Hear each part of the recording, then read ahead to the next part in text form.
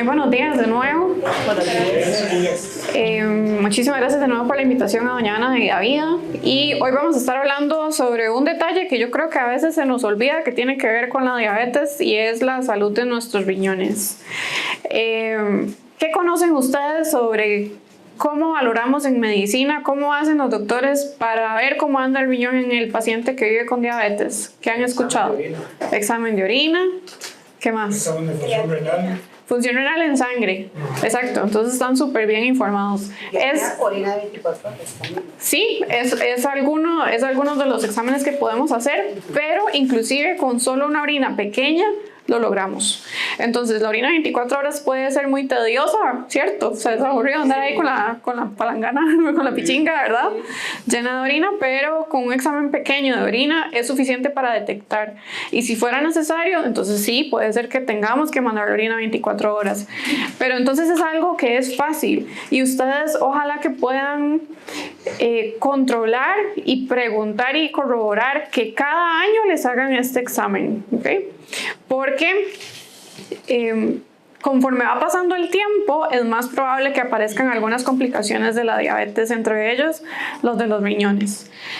Entonces, bueno, yo soy Victoria Mora, soy especialista en endocrinología, trabajo a nivel privado en la clínica Endocare, ese es mi correo y al final se los puedo volver a poner como les dije. Entonces la charla es cuidar mi diabetes para cuidar mis riñones. El impacto de la diabetes. ¿Qué sintieron ustedes cuando les dieron el diagnóstico que tenían diabetes? Muy triste. Tristeza. Sí, como disgusto, dolor. ¿Y por qué? ¿Qué?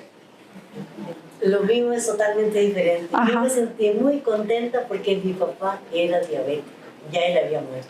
Entonces para mí era como algo muy lindo que me había quedado de él sin saber a dónde estaba yo parada. Herencia. Y que probablemente usted tenga oportunidades diferentes a las que tuvieron nuestros antepasados con respecto al manejo de la enfermedad, ¿cierto? Ahora hay más oportunidades, hay medicamentos un poco más completos, hay mejor atención, inclusive a nivel de la caja, hay mayor cobertura. Entonces, si ven que hay varios sentimientos, ¿verdad? Algunos ahí como de temor. ¿Y temor por qué? ¿Qué los hacía sentir miedo? Por lo que dice la gente, eres diabético. Lo que dice la gente. ¿Qué más? Las complicaciones. ¿Cuáles son las complicaciones que conocen? Amputaciones, neuropatía. Sí. Problemas de vista. La esclavitud que eso implica. Sí, los sacrificios, ¿verdad? Eso es un cambio en los planes que tal vez uno tenía. Tienen razón, hay que sacar rato, ¿verdad? Para ir al médico, para cuidarse, para cambiar la alimentación. Pendiente de eso. Vivir pendiente, sí, es cierto, es un estado de alerta. Bueno, entonces, aquí lo que yo les puedo decir, porque la idea de estas charlas no es meterle miedo a la gente, es tratar de darles a ustedes las herramientas para que lidien mejor con esas complicaciones y los problemas que acarrea tener una diabetes no tan bien controlada. Entonces, ¿qué factores de nuestra vida conocemos que sí podemos controlar? Porque el diagnóstico de diabetes ya está. Sea tipo 2 o tipo 1, ahí está y va a seguir con nosotros. Se puede controlar, en el caso de algunos pacientes con tipo 2 puede entrar en remisión, que quiere decir que se puede intentar mejorar hasta donde uno pueda para intentar quitar el tratamiento. Eso es difícil, eso es un reto y generalmente se logra en los primeros 5 años del diagnóstico y hay que hacer cambios muy abruptos y muy importantes en su estilo de vida, pero sí se puede. La cosa es si uno tiene la genética y si uno tiene la disciplina, ¿verdad? Hasta cierto punto es un poco de suerte, pero también esfuerzo. Entonces, ¿qué factores de nuestra vida creen ustedes que sí podemos controlar con respecto a la diabetes? La alimentación. La alimentación. Ejercicio. Tomar agua. Medicamentos. Hidratación, muchas gracias. Eso casi nadie se acuerda. ¿Qué más me dijeron? Medicamentos. Tomarse los medicamentos, ¿verdad? Acudir al médico, tratar de buscar una ayuda con alguien que tenga empatía, con alguien que conozca del tema. Doctora, en caso mío, cuando me dijeron la diabetes, no le puse mucha importancia, la verdad. Al principio Sí. no le dio mucha Mi importancia. papá y mamá murieron de esos. Ajá. O sea, hace 2 años para acá, y ahí a mí me dio una trombosis. Tuvo una Sí, trombosis. una trombosis, exactamente. Y también ya la vista, he perdido también el oído y uno audífono también. Y ahí la doctora me dice, "Ve, Feli, si usted se hubiera ponido gasolina con un buen tiempo, no quieren esto en esos momentos. Hay mucha disciplina, esas son las circunstancias que no le da el tiempo ahorita. Sí, bueno, entonces, ¿qué sí podemos controlar? Tomando algo de su comentario, nuestra actitud. Tal vez al principio es un poco difícil. Y ahí lo importante que ustedes deben saber es que nadie puede definirles a ustedes la motivación correcta para cada uno. Por ejemplo, cuando uno tiene una persona adolescente bajo el mismo techo, un hijo, un sobrino o algo así, uno ve que anda medio rebelde, hasta que a la persona no le dé la gana, por decirlo en palabras sencillas, ¿verdad? No van a hacer, ¿verdad? O no van a entender el porqué de las cosas. Eso tiene que venir de adentro. Esa es la motivación. Y hay que tener una motivación correcta. Al principio, en un diagnóstico, ¿qué es lo que pasa? Que uno tiene que pasar por un periodo de duelo, negación, ¿verdad? Sentimientos ahí como de culpa, ¿verdad? Entonces hay que negociar con uno mismo.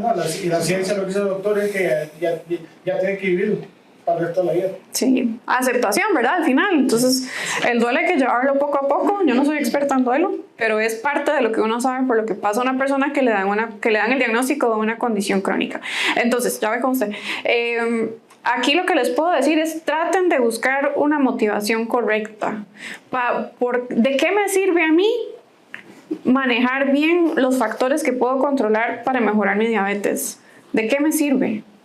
Voy a evitar complicaciones. ¿Qué es mi motor? ¿Okay? Quiero ser independiente más tiempo, hasta donde pueda y sea humanamente posible, ¿verdad?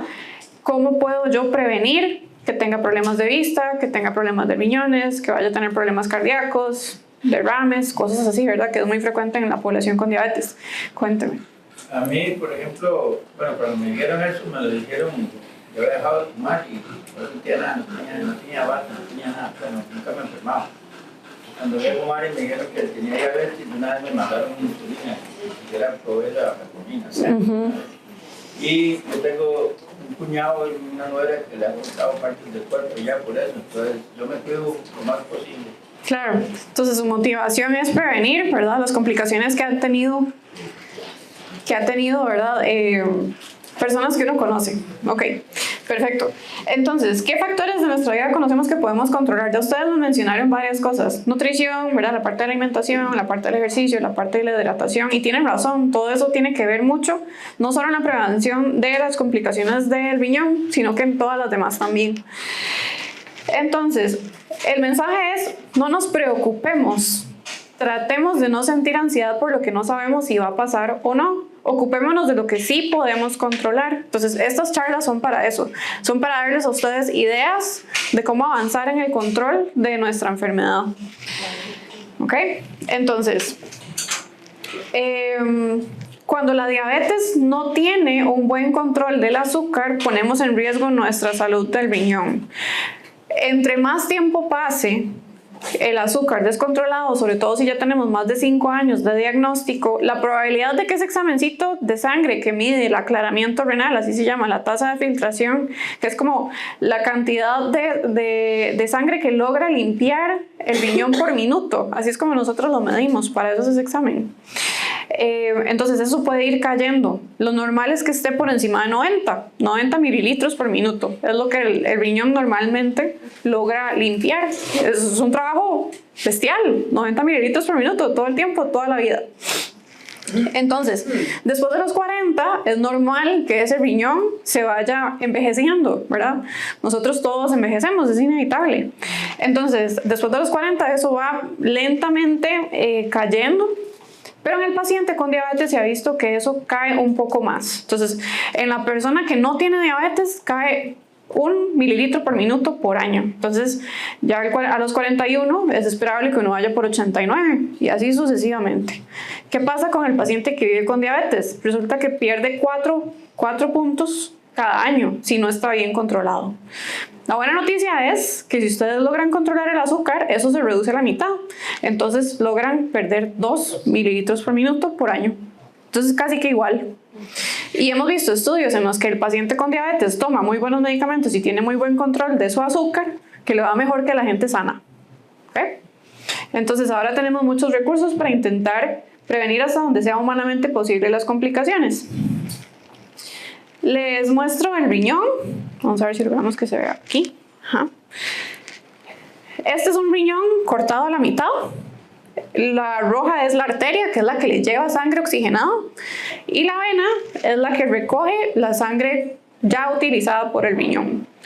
Y adentro del riñón están estas pirámides que pueden ver acá, que es la unidad funcional en donde están las células muy especializadas que logran hacer ese trabajo tan arduo de mililitros por minuto todo el día, toda la vida. La unidad funcional se llama glomérulo. Eso es como la oficina donde limpian la sangre. Entonces, las arterias hacen esta merula acá, ¿verdad? Este rollo de arterias están por acá. Y hay una capsulita que recoge la orina, que al final es sangre filtrada. ¿Okay? El glóbulo rojo no tiene por qué pasar. O sea, uno no orina sangre, ¿verdad? Orina agua. Y es amarilla por la urea. Lo importante es que esto es como un filtro. Y dependiendo del tamaño del filtro, usted tiene ciertas partículas que sí pasan y otras que no pasan. El asunto con los problemas, no solo con diabetes, sino también con la presión arterial, es que se le van haciendo huecos a ese filtro. Entonces se pasan moléculas y proteínas que no deberían estar pasando y que dañan el riñón al final porque provocan una inflamación. Entonces eso es lo que uno ve que ocurre en la diabetes. Se filtran proteínas por la orina y eso es lo que nosotros logramos detectar en el examen de orina. Entonces el examen de sangre nos valora cómo está trabajando el riñón y el examen de orina nos valora cómo está ese filtro. ¿Okay? ¿Cómo está ese colador? Si el colador se le están haciendo muchos huecos o si son huecos chiquititos normales. Ahora, aquí se los muestro en otro tipo de esquema. Ven, la sangre está en la arteria, hay un filtro que es lo blanco y normalmente existe una muy pequeña cantidad de proteínas que es normal, pero son muy pocas. Con el pasar del tiempo y sobre todo si la persona no está bien controlada de su azúcar o si por ejemplo agregamos que tiene una hipertensión que no está bien controlada o agregamos que la persona ha ido aumentando de peso, que eso le aumenta el trabajo al riñón, se le van haciendo poros que no deberían estar ahí y entonces se filtran partículas de la sangre hacia la orina y eso es lo que nosotros logramos detectar. Esto no duele. Esto es un mensaje también muy importante para ustedes. El riñón no duele y no duele inclusive en la gente que ya está en diálisis. Entonces no crean que porque no sienten molestias no están en riesgo, digamos, de tener esta complicación. Por eso todos los años hay que hacer estos exámenes. Esto es como la mamografía para las mujeres y el temido tacto rectal para los hombres después de los 40, ¿verdad? Todos los años tenemos que hacerlo para intentar detectar esto a tiempo, porque esto no es una sentencia de muerte. Cuando esto pasa, probablemente estemos a tiempo, pero tenemos que empezar a ver qué detalles se nos están escapando y ver qué podemos hacer para frenar ese deterioro. Entonces, sí tenemos pacientes en los que nos llega gente con proteínas en la orina, pero con cambios en la alimentación, ejercicio, mejoría del peso, ciertos medicamentos, cambios en el tratamiento de la diabetes, muchas veces logramos bajarlo y a veces normalizarlo. Entonces, entre menos proteínas, mejor les va a ir. Entonces, específicamente, en sangre lo que medimos es nitrógeno ureico y creatinina. No existe estrictamente un valor, ¿verdad?, corte, aunque en el laboratorio sí lo dice. Entonces, digamos que para mujeres es 1.2 de creatinina y para hombres es 1.3. Pero lo más importante es que el médico de ustedes haga una ecuación y haga un cálculo para ver cómo andaba lo de los mililitros por minuto. Eso generalmente el laboratorio con solo el examen de sangre no lo reporta. A veces sí, a veces no, porque a veces ellos ya calculan la ecuación si les pidieron su edad, el peso y otros detalles. Pero uno sí puede calcular el aclaramiento, así se llama, el aclaramiento renal. Y lo importante es eso, que ustedes sepan, este año estaba en 88. El otro año, ¿cómo estoy? Si bajo a 70, ojo, ¿verdad? Ojo. Si ustedes quisieran apuntar cómo se llama esa ecuación, se llama CKD-EPI. ¿Ok? CKD-EPI. CKD-EPI. Y lo que les va a pedir es su edad y el valor de la creatinina. Eso es lo único que uno necesita. Y eso les va a dar el valor. Nada más tienen que fijarse que cuando meten en la calculadora en internet, ese valor esté en las mismas unidades, ¿verdad? porque la creatinina que uno mete ahí debería estar en miligramos por decilitro, que es casi siempre como se reporta en Costa Rica. Entonces, pueden verificar cómo andaba ese CK de EPI el año pasado y cómo anda este año. Recuerden que digamos que lo máximo que uno debería de perder por tener diabetes y no muy bien controlada es 4 por año. Si la tiene bien controlada, 2 por año. ¿Okay? Y si ven que va demasiado para abajo, pregunten, doctor, ¿me lo repite? ¿Será que mejor me manda a algún especialista? Y siempre valorarlo también con el examen general de orina. Y el examen general de orina, que ustedes han escuchado que uno lo manda con mucha frecuencia, lo que ve no es necesariamente las proteínas en detalle. Ve si hay infecciones, ve si hay glóbulos blancos en la orina que indican infección, ve si se están pasando glóbulos rojos que no deberían de estar, ve si hay cilindros, que habla de ciertos grados de inflamación, ve si hay cristales en gente que tiene predisposición a formar piedras, que eso tampoco es tan raro, ¿verdad? Ustedes han escuchado, ay, me agarró un ataque de piedras en el riñón, que eso duele terriblemente.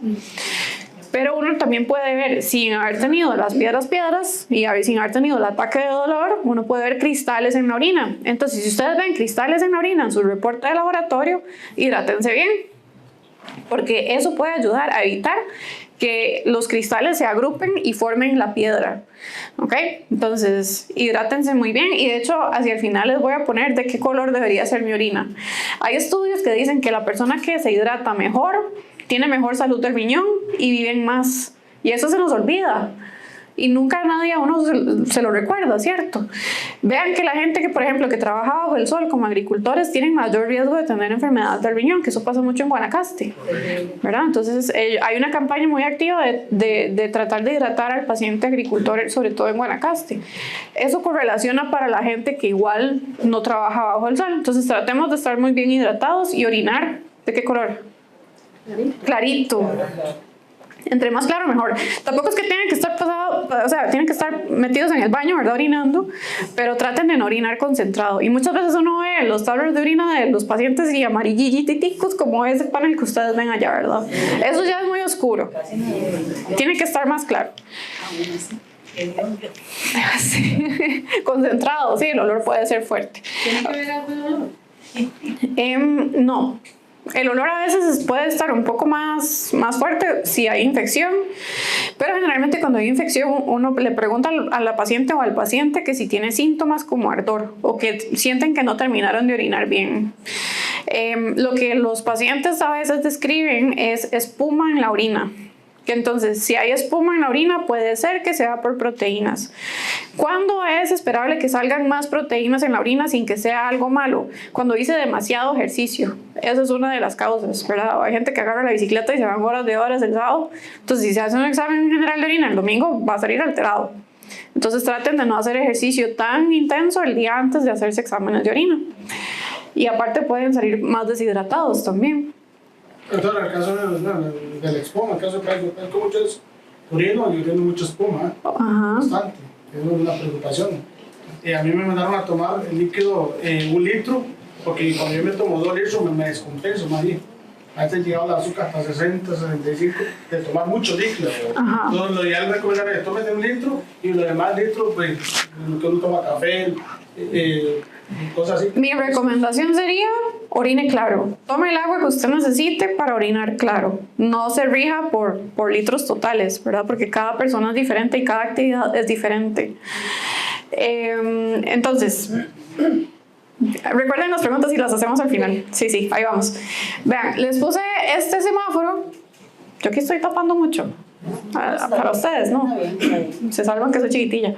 Ok, entonces este semáforo se los puse para que ustedes vean que con respecto a las proteínas en la orina, que ese examen pequeñito de orina para detectar proteínas se llama relación albúmina-creatinina en orina, que en sus órdenes de laboratorio tal vez el médico lo apunte como RAC, R-A-C por las iniciales. Entonces, ¿cómo reportamos o cómo interpretamos ese examen? Entonces, en verde y normal, recuerdan que les dije que hay un valor normal de proteínas que podemos tener en la orina. Entonces, máximo 30. Luz amarilla, precaución y ya no es normal. entre 30 y 299. Eso es una elevación leve, moderada de las proteínas en la orina. Y más de 300, ay, me equivoqué de botón. Y más de 300 es ya alerta. Entre más proteínas en la orina haya, más inflamado está ese riñón. Más tenemos que ponerle atención. ¿Ok? Entonces son herramientas que les estamos dando a ustedes para que sepan un poco acerca de la información que puede dar los laboratorios cuando ustedes van a consulta, ¿verdad? Para que ustedes puedan preguntarle al doctor, doctor, ¿y qué opina de ese valor en 38? ¿Verdad? Si está menos de 30, ustedes saben que está normal, ¿verdad? Pero si no les dijeron nada al respecto y están 30 y 40, pregunten, porque aquí ya podemos hacer algunas cosas. ¿Qué podemos hacer? Que es muy fácil y que es práctico y que es barato. Por ejemplo, en la caja, enalapril o irbesartán. Aunque uno no tenga hipertensión, una dosis pequeña, porque eso permite que las arterias del riñón se relajen, ¿verdad? Eso se usa para bajarle la tensión de las arterias en la hipertensión arterial. Entonces no lo damos para que tenga un efecto sistémico y quedemos desmayados con baja presión. Damos una dosis muy pequeña para que solo actúe a nivel del riñón. Entonces al relajar uno esas arterias, ya dejan de filtrarse tantas proteínas, que al fin y al cabo es lo que daña el riñón. ¿Ok? Nos ayuda a relajar un poco ahí ese filtro. Entonces ya dejan de pasar tantas proteínas por la orina. Entonces son cosas pequeñas que podemos hacer como médicos para ayudarles a ustedes a que no siga avanzando el problema. Porque la persona que tenga más de 30 en este examen de orina, a 5 o 10 años tiene mayor riesgo de terminar en diálisis. Recuerden que les dije que los problemas del riñón no duelen. Ajá, no duelen, pero puede terminar uno en diálisis, aunque no duela. Entonces, no es calidad de vida que una persona tenga que ir a diálisis 3 veces por semana al Hospital Calderón, o al México, o al San Juan, ¿verdad? No es calidad de vida, no le permite a uno trabajar, no le permite tener una vida familiar, ¿verdad?, cómoda. Y eso hasta que encuentren una posibilidad de trasplante. Y el trasplante no es como que lo trasplantan y ya, sino que hay que tomar más medicamentos, hay que seguir yendo a un montón de citas.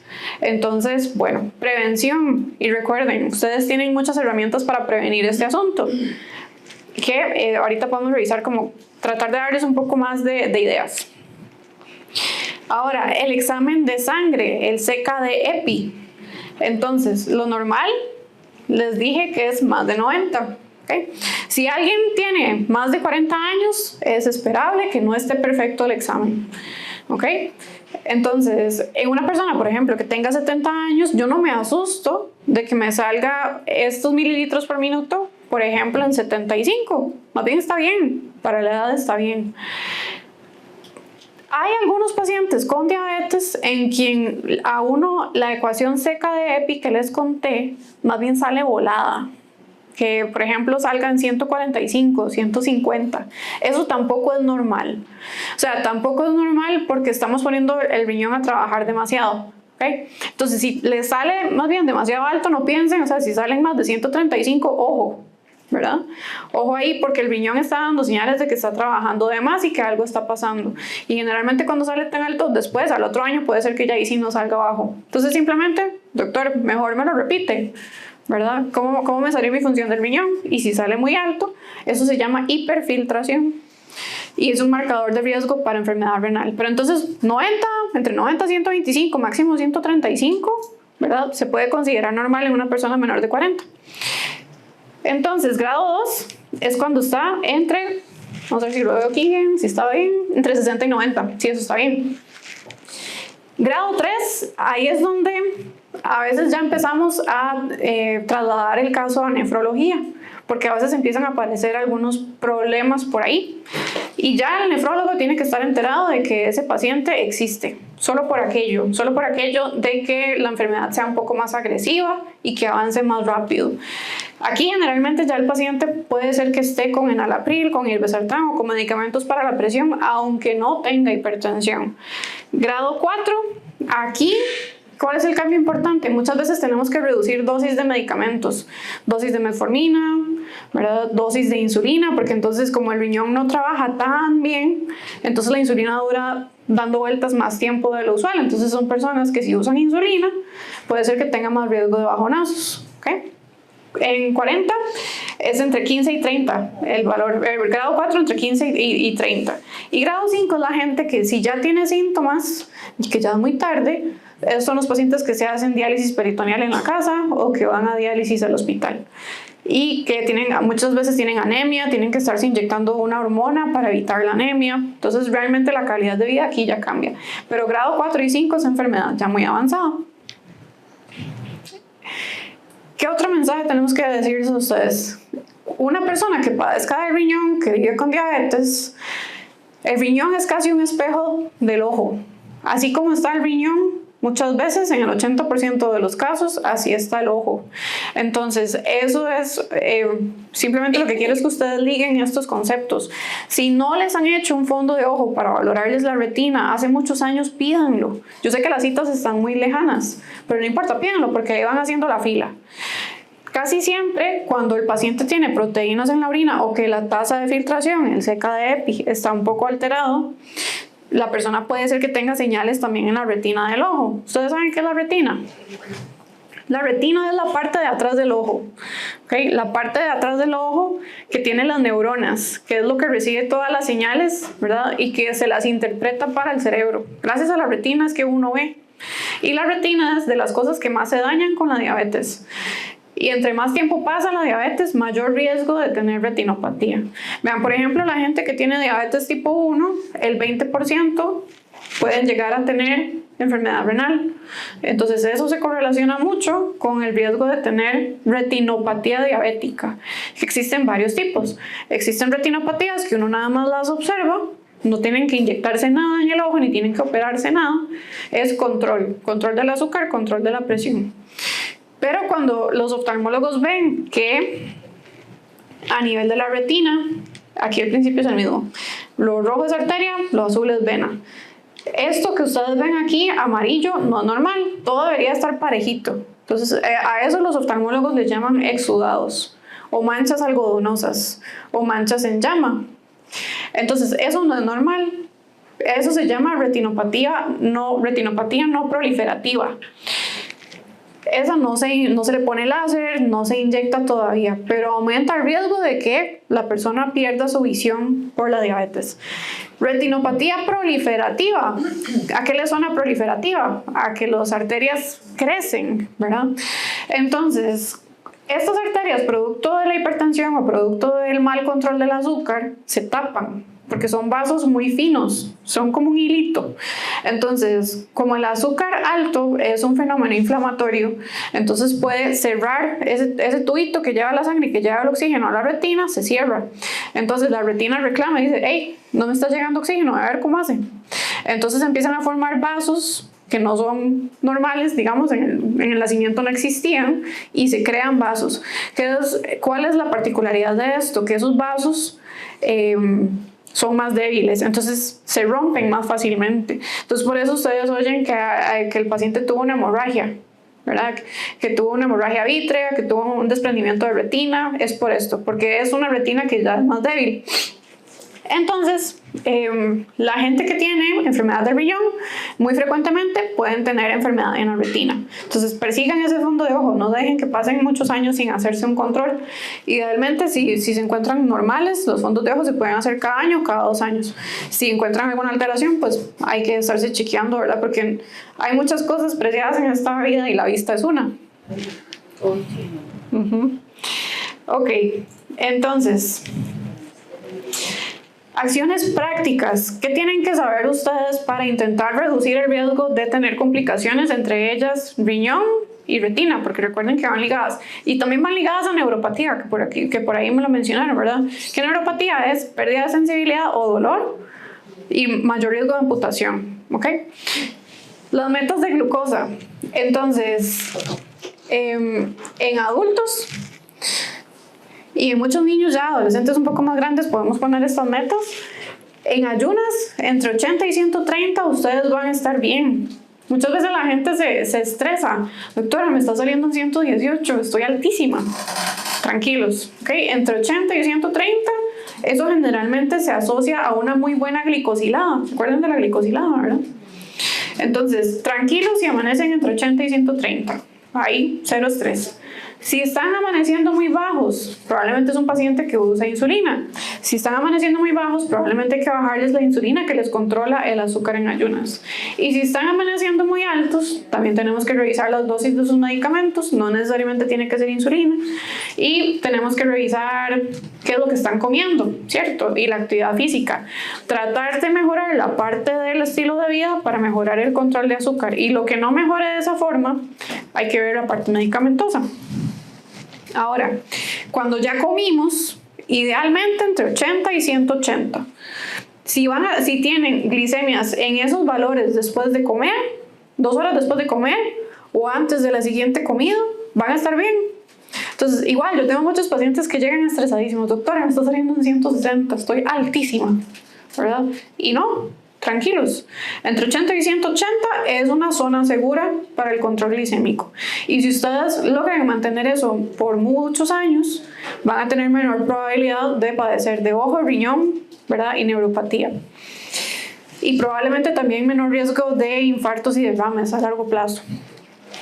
En adultos mayores, ahí ustedes ven que hay un número un poquito, bueno, no, es diferente, pero hay que individualizarlo, ¿verdad? Pero a veces en el adulto mayor, la prioridad, dependiendo del adulto, lo que uno no quiere es que tenga una hipoglicemia. Entonces a veces, por ejemplo, después de comer, somos un poco más permisivos y dejamos que lleguen, por ejemplo, hasta 200. Y no nos estresamos tanto. Entonces, ya casi vamos con las preguntas. Entonces, vamos, grábesela para que no se olvide. Entre más jóvenes somos, más estrictos deberíamos ser idealmente. ¿Por qué? Porque si yo diagnostico a una persona con diabetes a los 30 años y la expectativa de vida es que en Costa Rica la gente vive de 75, 80 años, le esperan más de 40 años con diabetes, ¿cierto? Entonces tenemos mucho tiempo, ¿verdad? Para lidiar con esa enfermedad y mayor exposición a niveles de azúcar altos a nivel de riñón y del ojito y de los nervios y en general de todo el cuerpo. Mientras que si uno diagnostica a un paciente de 75 años con diabetes, bueno, si el paciente está muy entero y no se le hace tan difícil un muy óptimo control y quiere ser estricto consigo mismo y lo lleva bien, bueno, entonces podemos ponerle las mismas metas, ¿verdad? Pero si es una persona que ya tuvo, por ejemplo, una fractura de cadera, que está encamado, o que tiene insuficiencia cardíaca, o que tiene demencia, ¿verdad? Entonces lo que nos estresa más son los bajonazos. Entonces por eso tenemos que individualizar. Pero como regla general, más o menos estos son los valores. Y esto se traduce generalmente como una glicosilada menor a 6.5 o 7%. 6.5 o 7% es ideal, porque con eso se ha demostrado que reducimos el riesgo de complicaciones. ¿Por qué quiero hablar de la hipertensión arterial? Porque a veces se nos olvida, y son muchas cosas, ¿verdad? El paciente con síndrome metabólico y diabetes muchas veces tiene hipertensión arterial. La hipertensión también puede dañar nuestros riñones, porque le genera mucho estrés a las paredes de las arterias en los riñones. E igual, daña la retina, igual. Entonces, si una persona padece hipertensión, también debería llevar un control de oftalmólogo. Metas del tratamiento. Generalmente recomendamos que el paciente con diabetes tenga menos de 130/80 en casa. A veces en el consultorio se sube un toque. Entonces, ustedes en la casa llegan y se la miden. Pueden googlear cómo tomarme bien la presión arterial en la casa, porque son como por lo menos 8 pasos. Y en el consultorio cuesta mucho que uno logre esos 8 pasos, pero la gente viene nerviosa, vienen apurados o llegaron tarde, tuvieron que subir unas gradas o andan con ganas de orinar o recientemente tomaron café, ¿verdad? Entonces es un estado en el que a veces la presión no sale tan bien. Entonces mi recomendación es, aunque no padezcan de la presión, tómensela de vez en cuando, aunque sea una vez al mes, una vez cada 2 meses, para que aprendan a identificarlo y que no sea el médico el único que se lo vaya a identificar o la enfermera. A veces en el adulto mayor también somos un poquito más laxos, un poquito más flojos en la meta de presión arterial, porque hay gente que con presiones bajas se nos pueden marear y se nos pueden caer, y en adulto mayor, fractura de cadera, cambio de dinámica familiar, cambio en la expectativa de vida. Bueno, aquí habla un poquito también acerca del control del peso. Cuando uno mejora el peso, mejora el control de la presión arterial. Todo va de la mano, ¿verdad? Al final, no fumar. No fumar es sumamente importante para el riñón. La gente que fuma tiene mayor riesgo de falla del riñón. Y hacer ejercicio. Es que siempre son las mismas recomendaciones, pero es que uno se los repite, porque adivinen que uno lo dice, Y la gente muchas veces no hace caso. Pero adivinen de qué depende eso, de la motivación del paciente. Si ustedes logran entender y reciben una información adecuada, ¿verdad? Y logran aplicarlo en el día a día, entonces sí puede tener un impacto positivo en el control del azúcar y la presión. Y puede ser que no tengan que usar tantos medicamentos, hasta eso. Ok. ¿Por qué quiero hablar de medicamentos que protegen el riñón? Entonces, hay medicamentos que dichosamente ya empezó a meter la caja dentro de su esquema, que son los que terminan en gliflozina. Okay. Que son se llaman inhibidores de SGLT2, ese es el nombre un poco complicado. Y lo que hacen a nivel del riñón es bloquear la absorción del azúcar. Entonces favorecen que uno orine azúcar. Y uno dice, ¿y eso como para qué sirve? Pues resulta que el riñón del paciente con diabetes rescata más azúcar de la cuenta en la orina, o sea, la recicla, la vuelve a meter. Ese es uno de los defectos del paciente con diabetes tipo 2. Diabetes tipo 1 no tiene este problema específicamente. Entonces, estos son medicamentos que mayoritariamente se usan en diabetes tipo 2 y se ha visto que son tan buenos que inclusive se están empezando a usar en gente que no tiene diabetes. ¿Okay? Y que sí tiene enfermedad del riñón y que sí tiene enfermedad, por ejemplo, del corazón como insuficiencia cardíaca. Entonces, estos medicamentos lo que se ha visto es que la persona orina azúcar, desinflama de alguna forma el riñón y previene la progresión de la enfermedad renal. Entonces, hablamos de enalapril y irbesartán y medicamentos para la presión cuando el paciente aparecía la proteína. Si la proteína sigue estando ahí, una de las opciones es pedirle a la caja o pedirle a su médico que le informe acerca de estos medicamentos, porque estos medicamentos logran bajar un poco también el riesgo de llegar a diálisis o trasplante, que eso es lo que nos importa, ¿verdad? Más que obsesionarnos con si mi tasa de filtración está en 88, 70 o 60, que es muy importante, es que este paciente, hombre o mujer, no me llegue a diálisis. Ese es el fin de la consulta, ¿verdad? Del paciente que tiene complicaciones del riñón. Entonces, si uno orina azúcar, ¿qué puede pasar? Efectos secundarios frecuentes, que los hongos hacen fiesta, los hongos se alimentan del azúcar. Entonces, sobre todo en mujeres puede pasar que estos medicamentos provoquen, se llaman vulvovaginitis o candidiasis vulvovaginal. Es más frecuente en la mujer que en el hombre. ¿Cómo lo podemos prevenir? Entonces, si les mandan estos medicamentos, ¿cómo podemos prevenir ese efecto secundario? Higiene, aseo personal. Eso, hay detalles que a veces a las mujeres no nos dicen. El pH o la vulva y vagina tienen una condición diferente al resto de la piel. Se ven diferente, lucen diferente, tienen una mucosa y debería ser una zona más ácida para que no crezcan bacterias que no son adecuadas y que no crezcan los hongos. Entonces, ¿qué es lo que me dice muchas veces la gente en la consulta? No, doctora, yo uso jabón neutro o Dove, ¿verdad? Ese jabón no es adecuado para la zona íntima femenina. Entonces, idealmente uno tiene que conseguir un jabón que diga pH ácido.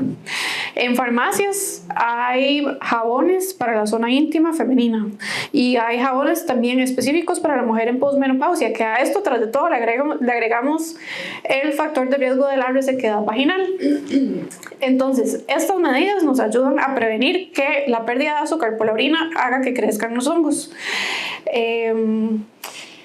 Si ustedes son mujeres que tienen ciertos antecedentes y propensión a haber tenido este tipo de hongos, puede ser que tengan mayor riesgo, pero tampoco es una sentencia. Y haber tenido un episodio no significa que hay que quitar el medicamento, hay que darle una segunda o una tercera oportunidad. Y el tratamiento generalmente es tópico, ¿verdad? No es una enfermedad de transmisión sexual ni mucho más. Se trata fácilmente y los síntomas son picazón y un flujillo. Sí, es bien incómodo, ¿verdad? Sí, pero bueno, vale la pena hacer el intento y no es en la mayoría de las mujeres que esto ocurre, es como un 5 o 10%, entonces no son la mayoría. Al hombre le puede pasar, pero sobre todo son aquellos hombres que tal vez no son circuncidados, entonces igual, si no están circuncidados, aseo personal y secarse cada vez que van a orinar, ¿verdad? Eso es de las cosas que más les puede ayudar. Y algunas personas con estos medicamentos pueden perder un poquito de peso. ¿Por qué? Porque usted está orinando azúcar y usted está perdiendo calorías por la orina, pero no es un medicamento formal para perder peso, pero a veces sí puede ocurrir. Y a veces viene solita el medicamento, el que termina en flocina, entonces está empagliflozina, dapagliflozina y canagliflozina en Costa Rica. Los que más se venden son DAPA y EMPA. A veces vienen solos, ¿verdad? Y a veces vienen acompañados en conjunto con metformina. Entonces, muchas veces sale en el mismo precio comprar la combinación en una sola tableta que estar comprando la dapagliflozina o la EMPA solas. A veces las compañías como que regalan, entre comillas, la metformina. ¿Ok? Entonces, eso hace que sea más fácil el esquema de tratamiento. En lugar de tomarme 4 o 5 metforminas al día, ¿verdad? Más el medicamento para orinar azúcar, serían entre 5 y 6 tabletas al día, puede ser que pase a tomarme solo 2, ¿verdad? Esa es una opción para que ustedes sepan. Ok, ahora, ¿qué otros medicamentos nos pueden ayudar para proteger el riñón? Que son un poco más nuevos, son muy caros y que la institución lamentablemente todavía no los tiene. Pero bueno, yo sé que la Asociación de Avida ha logrado cosas que otra gente no ha logrado hacer en muchos años, y creo que uno podría organizar ahí un equipo para intentar meter este tipo de medicamentos más nuevos en la caja. Por ejemplo, México lo tiene, Colombia lo tiene, Guatemala tiene, ¿verdad? Agonistas del receptor de GLP-1, que son inyectables, que no son insulínicos. No sé si han escuchado hablar sobre este tipo de inyectable. La mayoría de gente no. Bueno, les voy a decir las marcas, a pesar de que no estamos haciéndole, ¿verdad?, fama comercial a nadie, para ver si les suenan las marcas por el nombre propio. Saxenda o Ozempic, Trulicity. Ya hay algunas cabecitas que me asientan que me dicen que sí, pero la mayoría de gente yo creo que no las ha escuchado. Bueno, este tipo de medicamento tiene más o menos como 20 años de existir y en Costa Rica se utiliza hace más o menos 8 años. Es de venta, ¿verdad?, a nivel privado. Y son medicamentos que son inyectables, pero no son insulina. Y a nivel internacional, por las guías internacionales que tratan personas con diabetes, están recomendados como la primera opción de inyectable, ya no es la insulina. Esta es la primera opción. ¿Cuál es el limitante? Que son súper caros. Súper caros. En Estados Unidos, por ejemplo, es casi impagable, ¿verdad?, de su bolsillo. O sea, tiene que ser como con seguro, porque puede andar entre más de $1,000 por mes. Y en Costa Rica puede arrancar como en 80, ¿verdad?, 80,000, y puede ser que tengan que usar el doble o tal vez un poquito más de dosis. Entonces, esto es como estar pagando una mensualidad de algo. Pero, ¿qué les voy a contar? Esto es una inversión que vale la pena. ¿Por qué? Porque cambia la historia de la enfermedad. Vean que yo les he dicho que controlar el azúcar previene mucho enfermedades como riñón y retina, ¿verdad?, ojitos y amputaciones, pero no, es un poco más difícil que el paciente con diabetes evite infartos y derrames. Eso es muy variable de persona a persona. Puede ser que el azúcar sí impacte en eso, pero si esto ocurre, no crean que es culpa de ustedes. Uno no puede decir, es porque el paciente estaba tan mal controlado. Entonces, ya es parte de la enfermedad. Este tipo de medicamentos resulta que logran prolongar la vida de la persona con diabetes. ¿Ok? Entonces, no solo controlan el azúcar, sino que prolongan la vida de la persona con diabetes y protegen el riñón. Y aparentemente también podrían proteger de otras cosas, como por ejemplo sobrepeso y obesidad. Porque uno de los efectos secundarios se ha visto que es pérdida de peso. Que ustedes van a las citas y siempre les dicen, baje de peso, baje de peso, baje de peso. Pero bajar de peso inyectándose insulina es dificilísimo. Es la verdad. Ajá. La pérdida de peso no es tan fácil como decirles, coma menos y haga más ejercicio. Porque eso es lo que hace todo el mundo. Y si esa fuera la respuesta, todo el mundo estaría... o probablemente verían que es fácil y lo siguen haciendo, pero requiere mucha constancia y también hay un rol de la genética en la parte del sobrepeso y la obesidad. Entonces, estos medicamentos han venido a cambiar la historia de la diabetes. Tanto es así que hicieron estudios en gente sin diabetes y también pierden peso. Y también prolongan la vida. Y también reducen el riesgo, por ejemplo, de insuficiencia cardíaca y muerte cardiovascular. Entonces, por eso son el nuevo primer inyectable, que son Trulicity, o Saxenda o Ozempic. Y por ejemplo, Trulicity y Ozempic es una inyección por semana. Más fácil, ¿verdad? Más fácil. ¿Qué les puedo decir de estos? Resulta que estos medicamentos también tienen más efectos adversos. Entonces, si a ustedes en algún momento les empiezan este tipo de medicamentos, tienen que recibir mucha información acerca de cómo evitar esos efectos secundarios. Entonces son muy buenos, pero tienen mayor riesgo de efectos secundarios. ¿Cuáles son? Náuseas, vómitos, estreñimiento, diarrea, distensión abdominal. ¿Por qué? Porque resulta que actúan a nivel del estómago y enlentecen la velocidad con la que viajan los alimentos por el estómago. Entonces puede dar un poco de llenura. Entonces la persona cuando empieza sobre todo el medicamento tiene que comer más liviano, como muy sancochado, como muy sin condimentos, sobre todo al principio y cada vez que subimos dosis, pero vale la pena. Y lo otro que hace muchas veces es regular el hambre. No lo quita, no debería quitarlo, pero regula los antojos que uno tiene por andar picando, ¿verdad? La ansiedad, que al fin y al cabo es parte de la enfermedad de la resistencia a la insulina, la obesidad y la diabetes. Entonces realmente ayuda muchísimo. Y no baja el azúcar, tiene muy bajo riesgo de hipoglicemias. De nuevo, por eso es el primer inyectable. Y de segundo, ya viene la insulina. En paciente con diabetes tipo 2. Para tipo 1, este no sería una terapia clásica. Hay alguna gente que lo está usando, pero para otros fines. Entonces, bueno, ahí les dejo esa información también. Entonces, medicamentos que cambian la historia de mi enfermedad, los que orinan azúcar, glifosinas, y los inyectables GLP-1. ¿Okay? Ahora, muy importante para el riñón, porque recuerden que es una máquina que filtra suciedad, digamos, o desechos del metabolismo. Evitar tóxicos. ¿Cuáles son los tóxicos? Bueno, el primero es el tabaquismo. Yo creo que todo el mundo sabe que fumar no trae nada bueno, ¿verdad? Pero a veces para la persona que ha fumado es un reto dejarlo. Y ahí la clave es la motivación. ¿Por qué yo quiero dejar de fumar? ¿Para qué quiero dejar de fumar? Entonces, si conocen a alguien que fuma, o ustedes mismos fuman, piensen en eso, piensen en una motivación adecuada, ¿verdad? Porque puede ser muy difícil. Entonces, el tabaquismo baja la cantidad de oxígeno que recibe el riñón y tiene sustancias inflamatorias que no solo dañan el riñón, pero es muy importante no olvidar este asunto. ¿Qué otros tóxicos? Antiinflamatorios usados para el dolor frecuentemente. Entonces, en consulta muchas veces tengo gente que tiene la ciática o que tiene una hernia lumbar o que tiene hombro congelado o que están esperando una cirugía de rodilla y entonces usan antiinflamatorios todos los días, ¿verdad? Que eso no es culpa de ustedes, ¿verdad? Pero entonces ibuprofeno, Pronol, Cataflam, Voltaren, la vitamina B que viene con diclofenaco, ¿verdad? Todo eso, si uno lo utiliza por días, semanas, meses, años inclusive, eso hace que las arterias del riñón se contraigan, entonces no filtra igual y se va dañando el riñón. Y muchas veces, a veces uno dice que raro, pero este paciente de 50 años, ¿por qué es que tiene el aclaramiento en 50? No es como que tenga 80 años, o sea, no debería estar ahí, no es diabético, no es hipertenso. O bueno, o tal vez sí lo sea. Entonces, ahí, si uno entrevista bien al paciente, se da cuenta que tiene una hernia lumbar y que pasa con dolor siempre. Entonces, tenemos que buscar otras terapias, ¿verdad?, para sustituir ese grupo de medicamentos que se llaman antiinflamatorios no esteroideos, AINES. ¿Ok? Si son 3 días que ustedes tienen que tomarlo, no pasa nada. Pero el problema son semanas, meses. ¿Ok? Ahí sí, y sobre todo, si ustedes tienen diabetes o hipertensión arterial, esto puede ser una bronca. Entonces, cuidado con el riñón. ¿Qué otros tóxicos? El licor. Y a mí me gusta tocar este tema, aunque no sea muy popular. Cuando yo estudiaba medicina, yo me acuerdo que a la gente le decían, sí, tómese un vinito en la noche, todo bien, que tiene muchos antioxidantes. Bueno, resulta que si usted quiere obtener antioxidantes del vino, tiene que tomarse no sé cuántas botellas al día y ya deja de ser saludable.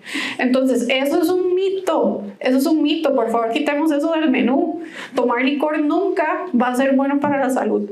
Y les voy a contar otra cosa, la gente toma vino para irse a dormir, para irse a dormir a la cama, ¿cierto? Para irse a descansar. El licor también afecta la calidad de sueño que ustedes tienen. Bueno, yo antes podía tomar vino y no pasaba nada. Ya ahora no. Ya ahora seguro la he dado. Yo no sé qué será la cosa, pero ya yo no puedo tomar vino porque al otro día me doy cuenta que no rindo igual. Entonces, altera la calidad de sueño, hace que el sueño no sea reparador. Pónganle atención. A ver si el otro día tienen dificultad para concentrarse o si hacen ejercicio, a veces no rinden igual. Por eso los atletas de alto rendimiento no toman licor, no deberían. Entonces, bueno, el licor también es inflamatorio para el riñón, entonces no se recomienda ni siquiera el vinito, ni siquiera vino tinto. Entonces déjenlo para ocasiones muy especiales, traten de evitar que esto sea una rutina. Y lo otro es que, bueno, para nadie es un secreto que la gente que tiene diabetes, sobre todo tipo 2, lucha con problemas de peso. Si ustedes hacen una dieta, ¿verdad? Un plan de alimentación responsable, adecuado, sostenible en el tiempo, de lunes a sábado, ¿verdad? O de lunes a viernes, no importa. Y en la cena se toman un poco de vino, no van a perder grasa. No van a perder grasa. Porque el licor al final se considera como una grasa. Porque son calorías vacías que la insulina hace así y guarda todo en forma de grasa, porque no lo hagamos. Mentira que usted se toma un vino y después se va a correr 5 kilómetros, ¿verdad? Entonces es parte de las cosas que contribuyen a la pandemia de sobrepeso y obesidad que tenemos a nivel mundial, no solo a nivel del país. Ahora, lo que hablamos del color de la orina, ¿cuál es la meta? La meta es que la persona orine en estos 3 primeros colores. ¿Ok? Bueno, exacto, no es tan difícil. Si ustedes están ya del 4 en adelante, ya está muy concentrada esa orina. Y recuerden que la gente que tiene orina diluida y que se hidrata más, viven más, protegen mejor sus riñones. Entonces, ocupémonos de las cosas que sí podemos controlar. ¿Qué sí podemos controlar? Bueno, les voy a agregar cosas a lo que ustedes me dijeron, ¿verdad? Como parte de esa ecuación. Ustedes me dijeron alimentación, me mencionaron hidratación, son cosas que podemos controlar. Actividad física, ejercicio, alguillo podemos hacer con el peso, es difícil, pero bueno, algo podemos intentar. ¿Qué más podemos controlar? Tóxicos para el riñón, evitar tabaquismo, evitar licor, estar orinando, ¿verdad? Bien clarito, y si tenemos dolores, consultar si es una cuestión crónica para que nos cambien el medicamento. Tal vez haya que tomar acetaminofén con codeína o algunas otras alternativas que sean más seguras para el riñón. ¿Qué más? Ok, entonces yo les recomiendo, porque a veces el paciente en la consulta o inclusive en unas charlas que uno pueda dar, sienta que uno les dio mucho material, pero cómo empezar a implementarlo. ¿A ustedes les han explicado cómo tratar de implementar una estrategia? Muchas veces uno no recibe esa información, ¿verdad? Recibe mucha información, pero ¿qué hacer con tanta información? Entonces, les enseño esto. No sé si ya lo han visto, doña Ana, aquí en Día Vida, pero objetivos SMART. Voy a hacer para acá para que le puedan tomar. Bueno, o si no, igual yo le paso las diapositivas a ellos. Ajá. Gracias. Ok. Bueno, hay televisores, sí, a la parte lateral. Entonces, objetivos SMART o metas SMART en inglés, ¿verdad? Le pusieron ahí las siglas. Objetivos específicos, ¿ok? Entonces, por ejemplo, un objetivo no específico o laxo es: quiero perder 5 kilos, ¿ok? ¿Cómo sería? ¿Cuál es mi objetivo específico? Quiero bajar 1 libra por semana, ¿verdad? Eso es un objetivo un poquito más específico, un poco más realista, ¿verdad? Porque 5 kilos a veces se ven allá lejísimos y bien difíciles. O, por ejemplo, objetivo no específico: quiero tener mejor control de mi diabetes. Eso no es un objetivo específico, eso es un objetivo muy laxo. ¿Ok? ¿Cuál es un objetivo más específico? Quiero tener glicemias en ayunas entre 80 y 130. Ese es un objetivo específico. Entonces, eso me lleva a mí a pensar en que todos los días debería medirme mi glicemia en ayunas y apuntarlo. Y si puedo y tengo el tiempo, pensar qué fue lo que hice el día anterior y por qué amanecí alta o por qué amanecí bajo. Eso es un objetivo específico. Quiero ver cómo estoy amaneciendo en ayunas. Medible, parecido a lo que hemos venido hablando. Entonces, quiero bajar de peso, no es un objetivo medible. Entonces, quiero bajar 1 libra por semana, ¿verdad? Y no es como que uno tenga que bajar 1 libra por semana de por vida. Con que baje 1 libra por semana ahí en un periodo corto y logren sostener ese peso es suficiente. Eso es muy adecuado para la salud. Entonces, medible, ¿verdad? Alcanzable, la A, alcanzable. ¿Qué vemos muchas veces en la consulta? Yo quiero pesar 60 kilos como cuando tenía 19 años. ¿Eso es alcanzable? No, y probablemente tampoco sea algo óptimo, porque a veces cuando uno era muy jovencillo, a veces ni tenía, digamos, como suficiente masa muscular, o no comía lo suficiente porque estaba en la universidad y pasaba corre, o hacía mucho deporte. Eso es algo que ya no hacemos. Entonces, alcanzable, ¿ok? No nos pongamos metas realistas, no nos pongamos metas no alcanzables o fantasiosas. Pongámonos algo que sea más tangible. Alcanzable. ¿Qué más? ¿Qué otro ejemplo de alcanzable? Quiero hacer que todos mis tiempos de comida sean perfectos durante todo el mes. ¿Eso es alcanzable? A veces no, porque a veces los fines de semana tenemos actividades sociales. Entonces, ¿qué sí es alcanzable? Quiero desayunar comida de mi casa todos los días, porque a veces hay gente que pasa a la panadería y lo que se compra es un café con un cangrejo. Esas son cosas que para mi diabetes no funcionan, para mi riñón tampoco funcionan, porque son harinas refinadas, alimentos inflamatorios. Entonces, alcanzable, ¿verdad? Todas las mañanas voy a intentar desayunar algo saludable. Huevo, pinto, todo bien, quesito, café sin azúcar. Perfecto, eso es alcanzable. Ahora, ¿cómo alcanzo esa meta? Voy a alistar mi desayuno de todos los días, no sé, los domingos. Entonces dejo empacado por lo menos el desayuno, o por lo menos el pinto con el queso ya en un tupper, ¿verdad? Por lo menos dejo empacado de lunes a jueves. Y ya me aseguré que el lunes a jueves lo único que hago es abrir el huevo y cocinarlo. Listo. ¿Ok? Esas son ideas que les doy a ustedes para que sea un poco menos difícil cumplir las metas. Relevante. A veces uno tiene metas que al final no son tan importantes. Vamos a tratar de pensar en algo. ¿Alguien tiene una idea? Ejercicio que no sea relevante. Todos los días podríamos poner una meta de sí, exacto. Bueno, entonces digamos que usted diga, bueno, eso es un dato importante. ¿Cuánto ejercicio es lo mínimo que se ha demostrado que ayuda al paciente con resistencia a insulina o con diabetes tipo 1 o tipo 2? ¿Saben ese dato? 2 horas y media por semana. No son 7, 2 horas y media. Si hacen más, mejor, pero esa es como la cuota mínima. Entonces, relevante, que quiero hacer 10 horas de ejercicio por semana. No, eso no es tan relevante, eso no es lo que ustedes necesitan. Puede ser suficiente 2 horas y media, ¿verdad? Ok, y medida en el tiempo. Sean específicos con el tiempo, pónganse metas de tiempo. Por ejemplo, quiero tener una glicosilada en menos de... Si usted, no se puede dar un ejemplo. Por ejemplo, les diagnosticaron diabetes, ¿verdad? Con glicosilada en 12%. Ok, altísimo. Pero eso pasa todos los días. Entonces, para la próxima cita, en 3 meses, quiero tener una glicosilada, ojalá en menos de 8. Es realista, es obtenible, es una meta segura, es alcanzable, es medible, y estamos poniendo un tiempo. O, por ejemplo, ¿qué otra cosa en el tiempo?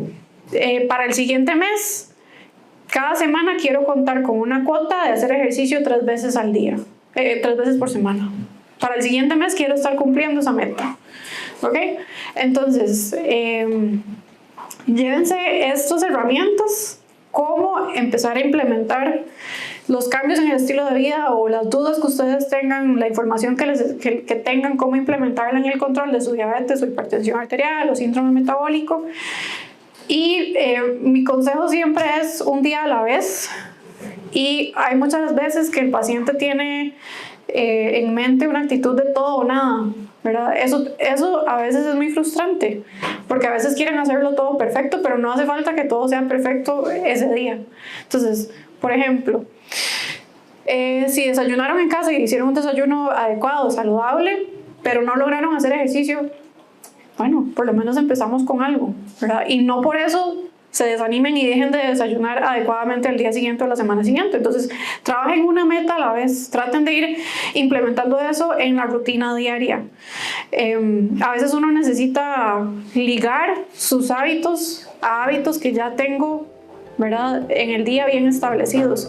A veces lo que uno tiene que pensar es como la secuencia de las cosas y decir, es cierto, cuando hacía esto iba a irme a hacer otra cosa.